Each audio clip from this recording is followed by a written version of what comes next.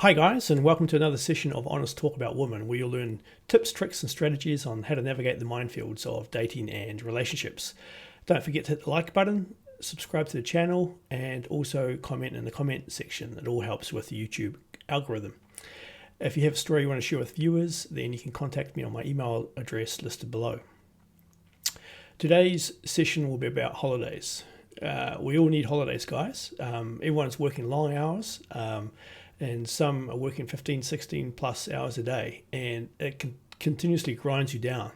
And having a holiday refreshes you, and it's really good for your mental health. So you'll need to book a holiday. It doesn't need to be expensive. It can be quite cheap, maybe, but it needs to be in a different setting. You need to get out from the house and go to another place, engage with new people, and try and come across new ways of thinking. Often when you go on a holiday, you have time to de-stress and think about the things that are important to you, and also about your vision, what you want to do in the future. So come on guys, you're working pretty hard. Let's organise that holiday. So I thought I'd give you a bit of history on my holidays. In my youth, well not my youth, in my late 20s, early 30s, we used to go to Fiji. And it was quite affordable back then. And Fiji, for those that don't know where it is, it's north of New Zealand, east of Australia.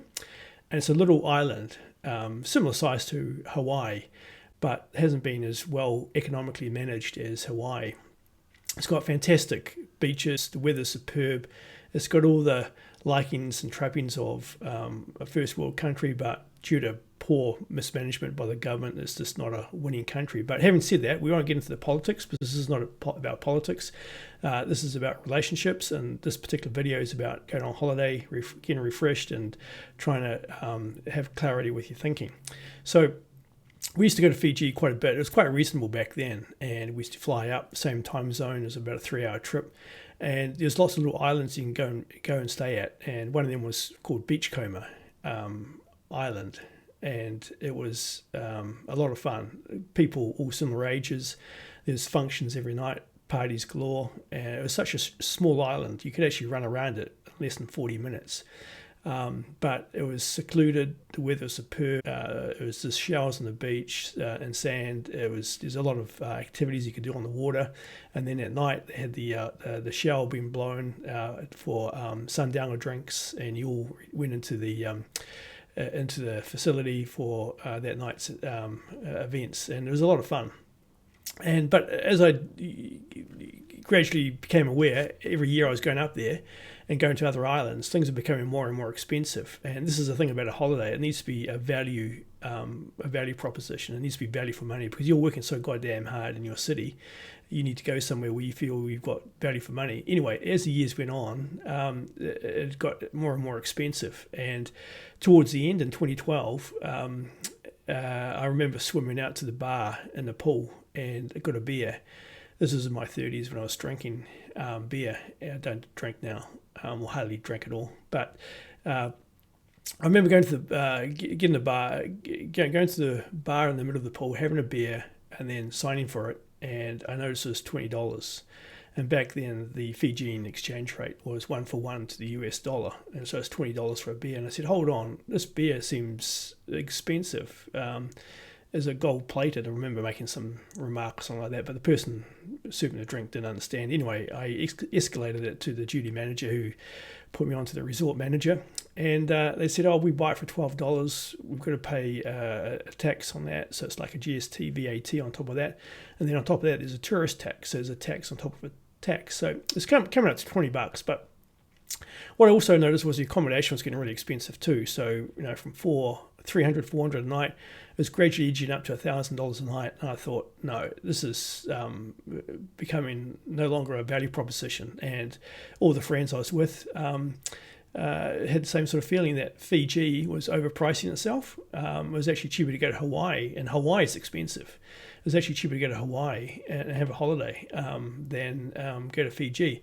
So what I'm saying here, guys, is that you organise a holiday and you want to put your feet up, you want to be treated like a prince, and you want to have value for money. And Fiji was no longer value for money. Just a quick word from our sponsor, Plantonin Limited has you covered for supplements. Get New Zealand's finest supplements on Amazon.com, both in the USA and the UK. The links are down below. So I remember in my mid-30s to late 30s, we looked at different destinations, and my new destination, and it's been ever since, is basically Thailand and Bali. So 2 different countries.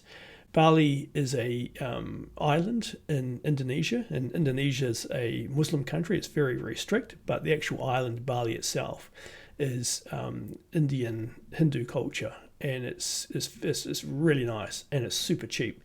So if I was going on my family holiday, I'd go to Bali and enjoy myself there. If I was single, I'd be going to Thailand, and I'll tell you the reasons why.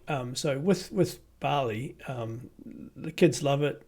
But with Thailand, it's different again. It's not a Muslim country. It's a remarkable country for the real estate. It's got some of the best real estate in the world in terms of the beaches and things to do. So I used to go to Thailand quite a few times, and when I went, I was married, and it was we did things that were quite touristy. So it was the diving with the turtles, it was holding the monkeys, and elephant trips. So you do all the touristy things. But at this stage of my life, I'm single, and I like to go to Thailand. And the reason I like to go to Thailand is not because of the sex industry up there, and it's pretty big. You see a lot of Westerners in Thailand, is the health camps. So I do Muay Thai kickboxing, and there's quite a few of these camps around Thailand. The one I like is 3 hours north of Bangkok, and I'll be going up there in July. So in New Zealand, July is a wet month, and it's raining all the time, and it's a time to escape the rain and get some sun. And Thailand is an absolute value proposition. It's so cheap, very, very cheap. So I go up to Thailand, and I go to a health camp, and there's various package deals you can do at this health camp. There is yoga, Pilates, there's this spiritual thing if you want to do that with the Buddhas, the monks. I like the fitness, and the fitness is fantastic because you've got the ropes, you've got the tyres, and you've got the Muay Thai kickboxing, and you get into the ring and you do some sparring, but it's no head kicking of the head or kicking of the legs. You're all padded up, and it's just in the chest area where you can throw punches or kick to, and it's nothing too heavy. And also you can go to some of the fights up there too, and the fights are amazing. The crowd is so electric, but that's full on Muay Thai kickboxing. It's completely full on, and it's I don't know what those guys are going to be like in their 50s or 60s, because they may be quite damaged units given the activity that happens in the ring. But watching those fights are great. So when I go to Thailand, I usually book into my favourite retreat, which is the Muay Thai kickboxing, and spend about a week and a half there, and it's just fantastic, and it's so reasonably priced, and you meet people from all over the world, and there's a lot of North Americans there, and a lot of Europeans there, and a lot of Australians, and it's just a great time. Everyone gets along fine, and it's all similar age group, and everyone has an interesting story to tell. And it includes food, and you can go raw food too, which I like doing raw food, and it's really healthy. And you have a really, really good time. So, and it's very reasonably priced. It's only, at the time of speaking, $70 a day. And that includes accommodation, your own room, your own bathroom, and your 3 meals a day. And then all the activities. There's the gym workouts, there's the hot pool, there's the cold bath, which is fantastic. You just jump into that with all the ice there. You come out after 4 to 5 minutes and you feel totally refreshed. There's just so many activities to do. You're never bored. There's always something happening. And then they take you to the night markets, and they take you to various monasteries. And then there's the Buddha steps, where there's 1,000 steps that you've got to climb, and you have a competition amongst yourself, how many you can do that within an hour. I think the record was about 18. I think I got up to about 9. But it jars your hips quite a bit, going up those steps and coming down. So after you finish, you're sort of walking funny for a while.